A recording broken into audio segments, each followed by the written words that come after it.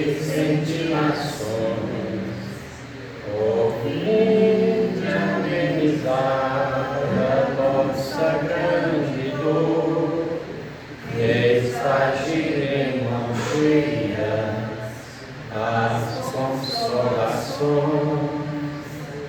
Bezerra de Menezes, servo do Senhor, apóstolo do bem, a nos iluminar, celeste mentor, em face de amor, águas fluidificar, movimentai vossas falanges protetoras, dai-nos a bênção redentora, balsamizando os corações. O sofrer o bem divinal, que o Senhor nos envia, o astral é o caminho imortal da perfeição, a nos redimir das nossas vidas mal vividas, ante o Evangelho e toda dor. Eis a apoteose do amor, redime a nossa dor com Jesus.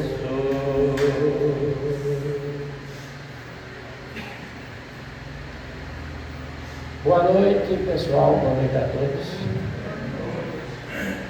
Estamos dando início mais um Evangelho terapêutico para nos conscientizar o de mais belo de amor que Jesus nos ofereceu e nos oferece a cada dia. Que cada um possa compreender nessa noite de hoje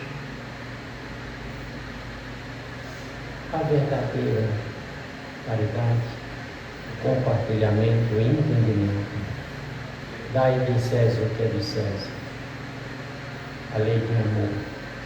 Amar o próximo como a si mesmo. Capítulo 11. E nesse momento vamos nos tranquilizar no nosso pensamento. Vamos deixar as preocupações dos nossos lares um pouco no arquivo das nossas lembranças, para que possamos interligar com o amor maior, os mentores aqui da casa, para nos fazer uma corrente de oração a prol daqueles mais necessitados, que cada um seja resgatado pelos valores do coração. Que nossa Mãe Santíssima, Mãe das Dores, misericordiosas, acolhendo aqueles mais necessitados, que Deus nos criou para nos ser felizes nessa comunidade. Que Jesus nos abençoe, graças a Deus. Dê um minuto de sabedoria.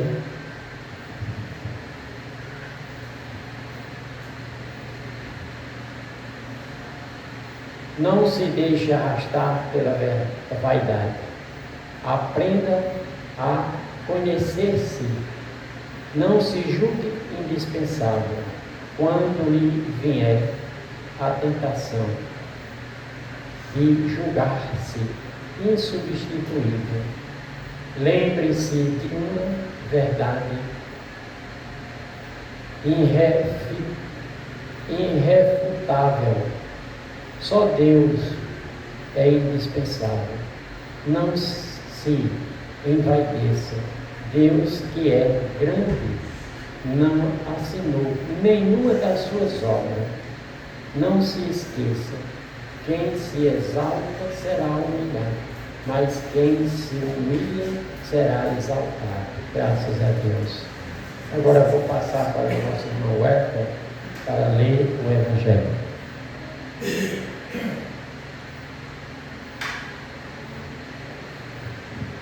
Irmãos e irmãs, boa noite. Dai a César o que é de César. Então, os fariseus, tendo se retirado, decidiram entre si o surpreender em suas palavras. Enviaram-lhe, pois, seus discípulos com os herodianos para dizer-lhe: Senhor, sabemos que sois verdadeiros e que nos ensinai o caminho de Deus na verdade, sem considerar a quem quer que seja, porque não considerais a pessoa dos homens. Dizei-nos, pois, vossa opinião sobre isto. É-nos permitido pagar o tributo a César, ou de não o pagar? Mas Jesus, conhecendo a sua malícia, disse-lhes: Hipócritas, por que me tentais? Mostrai-me a peça de dinheiro que se dá para o tributo. E tendo eles lhe apresentado uma moeda, Jesus lhes disse: De quem é esta imagem e esta inscrição? De César. Disseram-lhes. Então Jesus lhes respondeu: Dai, pois, a César o que é de César, e a Deus o que é de Deus. E tendo ouvido falar dessa maneira, admiraram sua resposta e, deixando-o, retiraram-se.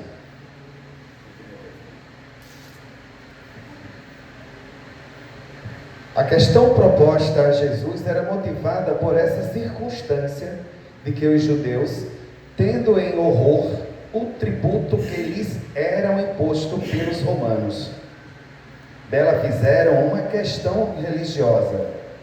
Um partido numeroso se formara para repelir o imposto. O pagamento do tributo era, pois, para eles uma questão irritante e atual, sem a qual a pergunta feita a Jesus: é-nos permitido pagar ou de não pagar o tributo a César? Não teria nenhum sentido. Essa pergunta era uma armadilha, porque, de acordo com a sua resposta, esperavam excitar contra ele seja a autoridade romana, seja os judeus dissidentes. Mas Jesus, conhecendo a sua malícia, evita a dificuldade, dando-lhes uma lição de justiça, em lhes dizendo para restituírem a cada um o que lhe era devido. Esta máxima, dai a César o que é de César, não deve ser entendida de uma forma restritiva e absoluta. Como todos os ensinos de Jesus, é um princípio geral resumido sob uma forma prática e usual, e deduzido de uma circunstância particular. Esse princípio é uma consequência daquele que diz agir para com os outros, como queríamos, e que os outros agissem para conosco. Ele condena todo prejuízo material e moral levado a outrem. Toda violação dos seus interesses prescreve o respeito dos direitos de cada um, como cada um deseja que se respeite os seus. Se estende ao cumprimento dos deveres, contraindo-os para com a família, a sociedade, a autoridade, assim como para os indivíduos. Graças a Deus. E agora eu vou passar para a Thaís nos trazer.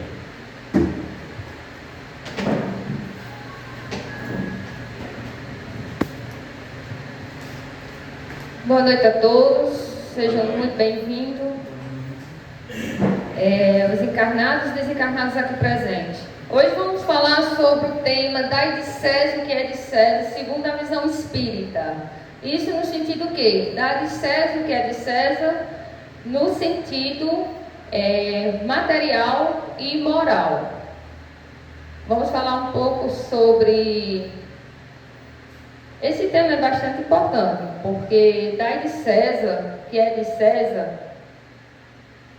fala sobre o conceito da materialização, o porquê que a gente tem que pagar os impostos, o porquê da modelagem moral. Aí vamos falar um pouco, sim, e para informação, dai de César o que é de César, foi registrado em Mateus.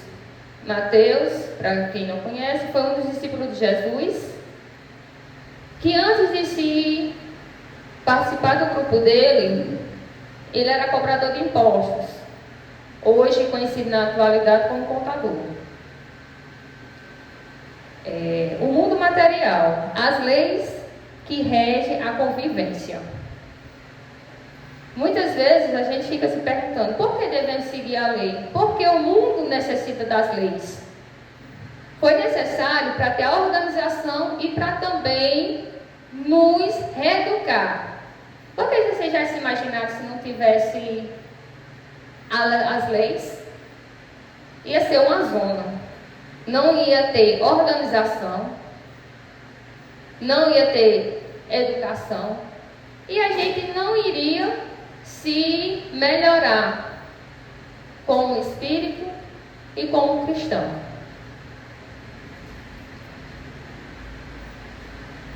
Deixa eu dar só uma olhada aqui.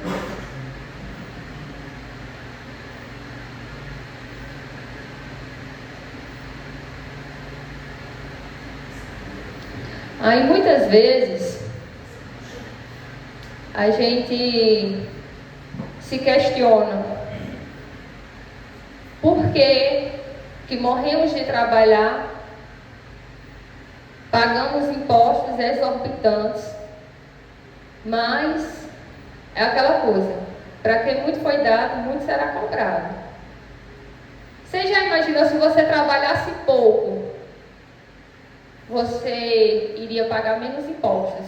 Quem trabalha muito, paga muitos impostos, né? Aí, desde o tempo de Jesus, foi necessário ter essa revolução, na qual, no tempo, o pessoal não tinha conhecimento, aí ficava se questionando, mas Jesus, na sua imensa sabedoria, precisou passar por isso e nos deixar uma lição. Por quê? Eu já vou entrar em outro tema, que é a necessidade do trabalho. Todos nós necessitamos do trabalho.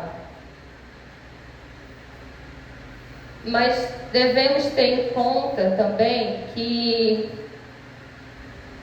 trabalhar é uma coisa. Agora, você ter a ganância é outra totalmente diferente. Devemos trabalhar para o nosso sustento, mas não sermos escravos. Porque às vezes você trabalha tanto, você deixa de lado família, filhos, Deus. Aí quando acontece uma reviravolta, você se pergunta, o que houve? Por que está acontecendo comigo? Fica perguntando os porquê. Às vezes, a gente passa por tribulações para testar a nossa fé e ver que dinheiro não é tudo na nossa vida. Por quê? Para quem trabalha muito, muitos têm a psicologia de dizer assim, eu vou trabalhar muito para deixar para os meus herdeiros. Será que você trabalhando, se esforçando para você deixar para os seus herdeiros, será que eles vão ter as condições psicológicas que você teve, o merecimento? E quando chegar a hora do desencargo, será que aquelas horas trabalhadas, aqueles bens acumulados, você vai levar no caixão? Não, né? Porque assim, são N situações que a gente deve parar para refletir. Não devemos ser escravos do nosso trabalho. Para trabalhar, para ter seu pão de cada dia, trabalhar em algo que te faz feliz. Mas a felicidade vem dentro de você. Isso é que é importante. Aí Jesus, em sua misericórdia divina, deu... Estão me ouvindo? Cara, tá, né? Jesus, em sua misericórdia divina, nos ensinou que a necessidade nos faz evoluir, não só materialmente, mas principalmente espiritualmente. Os dois andam acoplados. Porque você diz assim, Raíssa, eu estou passando por uma situação muito complicada. Aí vocês olham assim, tá bem. Porque assim, apesar do pouco conhecimento que eu tenho, eu não sei tudo. Mas procuro melhorar cada dia. Tem minhas falhas? Tenho. Mas Deus é muito misericordioso com a gente. A lei do trabalho, os impostos que a gente paga, tudo tem a necessidade. Agora vamos partir para o lado material. Quando a gente paga impostos, esses impostos, ele é retribuído em algumas ações. Que a lei civil prioriza por isso. Se você paga impostos, é retribuído para a saúde, para a educação, para a infraestrutura. Cabe os governantes saber administrar isso. E a questão moral e espiritual? Os dois estão acoplados, porque não existe o material sem a necessidade da moral. Ambos andam juntos. Nenhuma são separadas, por causa da necessidade. Aí, assim, quando a gente vai vivendo, vai passando pelas dificuldades, a gente lembra, se eu tivesse o conhecimento que eu tinha hoje, talvez teria administrado os meus bens melhores. Mas não se sinta culpado. Por quê? Às vezes, os sonhos, seja ele material, não sei qual é o seu sonho. Talvez naquele período Deus foi tão misericordioso e não concedeu você obter a graça de ter. Por quê? Ou lhe destruía seu psicológico, ou iria abalar o seu financeiro.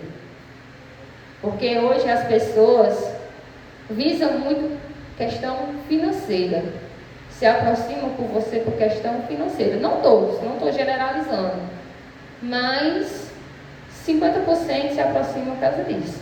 Quando você não tem nada, aí o pessoal diz assim, quando você está assim, você sabe quem são seus amigos. Mas eu vejo em outra concepção. Quando você está feliz, você percebe que muitas vezes a sua felicidade incomoda os outros. Você adquire um carro, você adquire uma casa, você conquista um relacionamento, você tem uma família feliz.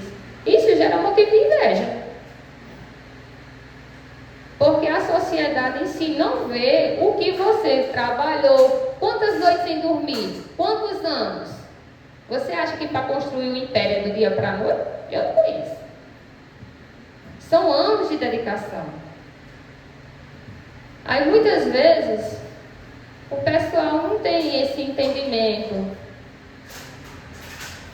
Aí às vezes a gente julgamos, eu digo até por mim mesmo. Não, fulano fez isso, não sei o quê. Aí se eu tivesse na pele, será que eu tinha essa maturidade que teve? Às vezes a gente não se coloca no local do outro. Mas é assim, é vivendo e aprendendo, né? E outra coisa, a questão moral. Devemos, primeiramente, lutar contra os nossos próprios imperfeições. Não adianta eu querer apontar o dedo para o outro, se tem 3, 4 para mim. Primeiramente tem que ter a reforma íntima. Deus proporciona as pessoas, nos direciona. Cabe você querer ou não. Porque não adianta chegar aqui, pedir ajuda e você se não se ajudar. Isso em todos os setores. Para ajudar uma pessoa, às vezes até você conversar e não dizer nada já é uma ajuda muito grande. Às vezes tem pessoas que só estão precisando de um abraço. E nós, às vezes, não percebemos isso. Não só com os nossos familiares, com os nossos amigos, mas as pessoas de fora também. E a sociedade necessita desse autoesclarecimento. Porque para nos melhorar. E até a questão do setor público também, não estou fazendo apologia a candidato A, candidato B. As funções que eles exercem é uma responsabilidade muito grande. Porque dá de César o que é de César. Eles administram o dinheiro do povo. Talvez, se nós estivéssemos na condição deles, não tinha um preparamento psicológico de administrar. Porque diz assim, para quem muito é dado, muito será cobrado. Se uns fazem o seu trabalho com responsabilidade, meus parabéns. Tem outros que vai, ao seu tempo, ser responsabilidade pelos seus atos. Aí está aí a necessidade de nós estudar, da gente refletir e principalmente de uma reeducação interna. Porque você se reeducar não é fácil. Reeducar suas emoções, reeducar suas condutas, reeducar suas finanças, reeducar sua família, reeducar seus filhos. E os filhos muitas vezes estão na responsabilidade de educar os pais. Porque tem muitos filhos que têm mais juízo no sentido psicológico, moralmente, do que os próprios pais. Às vezes os filhos vêm para uma determinada família para testar os pais e principalmente a eles. Eu não sou mãe, mas eu já vi imensas situações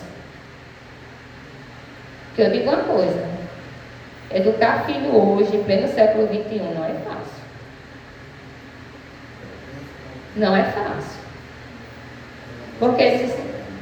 Porque você diz assim,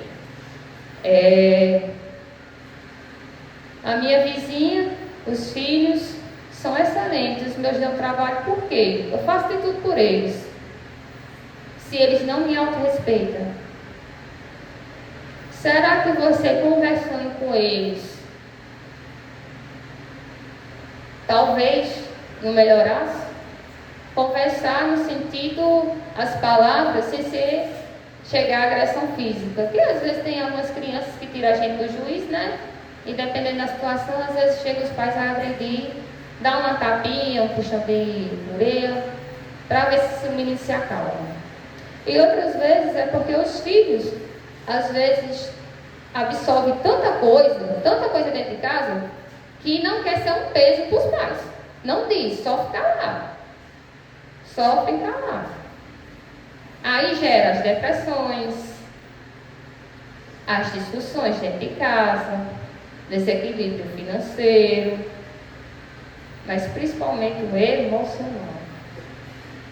As emoções hoje não é brincadeira. Muita gente adoece pelas emoções. O corpo grita, as finanças gritam, a estrutura da casa abala. Não é fácil, não é fácil. Mas cada um de nós temos a oportunidade de recomeçar cada dia. Tem dia que é flores, tem dia que é espinhos, tem dia que você olha assim, meu Deus, dê paciência, vou passar imaturidade, vou passar por determinada situação.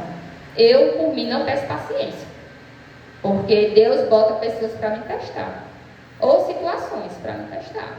Hoje mesmo eu fui testada. Eu fiz os slides para fazer a palestra bem bacana e tudo, e quando foi de última hora, o computador, infelizmente, não funcionou. Me agoniei, deu vontade de eu pegar e tacar na parede, mas se eu chegasse a fazer isso, eu ia ficar no prejuízo. Mas no final, tudo deu certo, me acalmei, fiz uma prece e estou aqui dando a palestra. Possa ser que algum determinado tema do ocorrido da palestra tenha fugido um pouco do tema, porque eu vi a necessidade de falar outros assuntos aleatórios, porque às vezes o que você planeja, Deus te direciona para dizer outra coisa, e talvez vocês necessitem ouvir, e eu, para mim, aprender também. Mas estamos aqui, a Terra é um plano para a gente aprender, desenvolver. E outra coisa, a gente não modifica o mundo sem antes de modificar nós mesmos. Porque não adianta você querer ajudar as pessoas se as pessoas não lhe ajudam. Não se ajuda. Você quer, você consegue. No seu tempo. Tudo no tempo de Deus. Por quê? Eu quero tanto. Eu digo por mim, eu quero tanto passar no concurso. Abri mão da minha vida 7 anos com uma área que hoje eu tenho um amadurecimento. Não foi para mim. Por quê? Por questão da idade, por questão de saúde, quando eu não tenho mais saúde para exercer determinado cargo que eu queria. Mas Deus foi muito maravilhoso, porque se eu tivesse passado nesse concurso em carreiras policiais, talvez hoje eu não estaria aqui, aprendendo e principalmente fazendo a reforma íntima em mim, que não é fácil. Mas eu estou a cada dia procurando melhorar mais. Há espinhos no caminho? Sim, há espinhos. Mas é aquela coisa, Deus nos dá a oportunidade de cada dia nos recomeçar. Não sei qual o seu problema que você está passando, qual aquela dor que você quer, aquela dor que você está passando. Talvez seu problema hoje pode ser de saúde. Você pode ter uma doença incurável. Você pode estar com o coração quebrado. Você pode estar brigado com sua mãe, com seu pai, ou com seu irmão, ou com algum parente seu. Mas Deus diz: força, meu irmão, você consegue. Deus está aí. Jesus é o nosso motivo maior.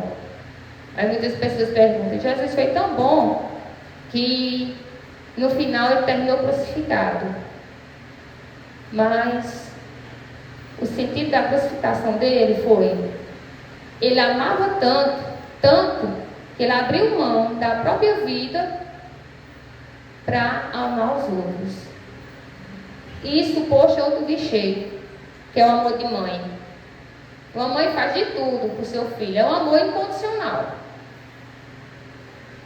O filho pode ser danado que for, mas ela fica com seu filho, ela faz de tudo para defender. Se possível, vende até a roupa do corpo, faz de tudo.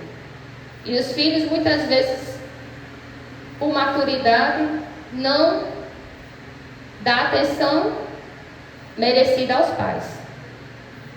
E vice-versa.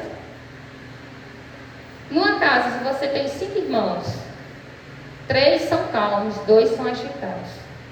Ou numa casa você tem 2 filhos, um é calmo, o outro é agitado. Isso veio por quê? Para testar. Às vezes é aprovação para os pais e principalmente para a criança, para o espírito. Mas a gente devemos aprender. Tudo na vida passa. Os nossos sofrimentos passamos. Nós temos saúde, temos força para trabalhar, educação financeira. Só basta querer. Querer é poder. E no pior momento da sua vida, você nunca está só. Deus está sempre do seu lado. Às vezes você fica questionando: Deus, por que o Senhor não me atende às minhas orações? Não se questiona. Eu me sinto só. Às vezes você pode estar rodeado de amigos, familiares, mas no seu íntimo você se sente só. Quando chegar a isso, procura ajuda. Tenha vergonha não. Os psicólogos, os psiquiatras estão aí. A medicina vai te ajudar, mas procure Deus, seja qual religião que for. Se você se sente bem no espiritismo, ore. Se você se sente bem no evangelho, ore. O importante é você procurar Deus. Não importa o lugar.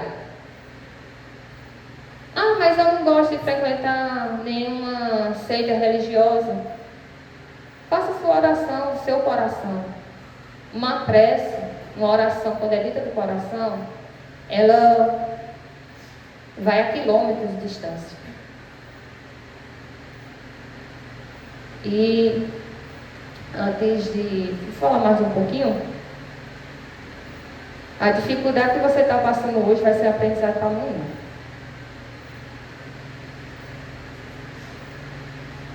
E Deus nos direciona as pessoas. Deus nos direciona as oportunidades. Tira o véu. Quebre o seu orgulho. Não é vergonha chegar a pedir ajuda, não. Vergonha é você absorver aquilo e deixar na sua alma. Você adoece. Quando você adoece, você fica desequilibrado, principalmente quem são pais, que têm a responsabilidade de assumir uma família. Porque os pais são os pilares. E até os solteiros também, que têm a responsabilidade de pagar suas contas. O equilíbrio emocional é tudo. Procure sentir suas emoções. E lembre-se, sempre haverá um novo recomeço. A chuva passa, a tempestade passa. Sempre haverá um sol a cada dia. Às vezes está nublado, aí fica um dia triste. Mas lembre-se, vocês são humanos. Humanos sentem emoções. E vocês estão aprendendo. Vocês são fortes. Se Jesus conseguiu, por que vocês não conseguem? Né? Eu digo isso até por mim mesma. Porque antes de falar dos outros, eu gosto de citar minhas situações. A gente é provado, testado em todas as situações. Mas Deus é misericordioso.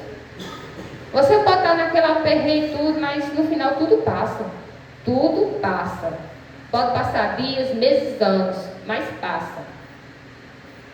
Você botar assim, passei por situação, pronto, vai passar. Nem que você deixe quebrado por dentro, mas vai passar. Deus não vai deixar só sofrimento para a gente. Deixa a felicidade também. Mas tudo é aprendizado. Aí cabe a pessoa querer tirar aquilo que é de bom do seu aprendizado. Antes de encerrar, eu queria agradecer pela presença de todos. Desculpe mais uma vez por não estar mostrando aqui os slides que eu fiz, mas desde já agradeço pela compreensão, por você estar me ouvindo, e que a misericórdia divina nos cubra. E lembre-se, tudo passa. Tudo passa. E Deus sempre está conosco. Muito obrigada.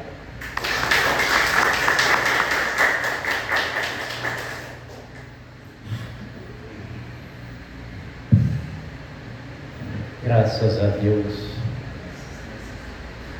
entendi e compreendi.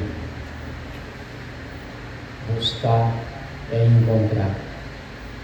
Dai-lhe César é os valores materiais que aqui nós precisamos.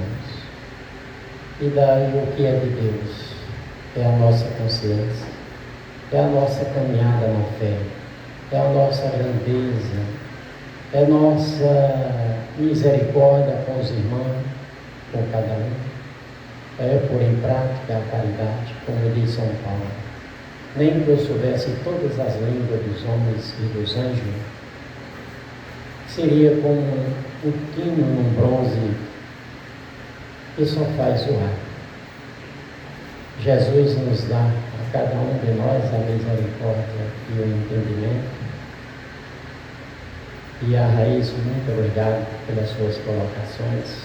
Deu muito bem para a gente entender e nos fortalecer nessa caminhada.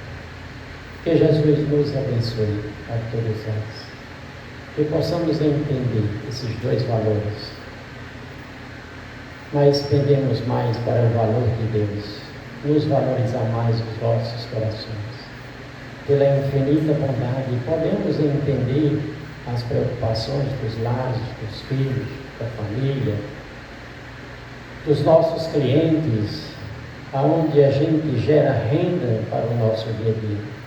Também devemos saber dividir esses valores. É a contribuição do amor, é a contribuição da paz, que cada um leva. Dá muito bem para a gente entender nesse momento, aquele que foi convocado para vir para o seu trabalho na primeira hora, que teve uma moeda cada dia, na 11ª hora, e já no final do dia, ao prestar de conta, todos tiveram o seu valor. É isso aí que Jesus nos representa para cada um de nós. A essa colocação do Evangelho, dai de César o que é de César. E que todos nós sejam abençoados por esse grande amor. Graças a Deus, uma boa noite para todos e aquele abraço. Essa mesmo que já fez.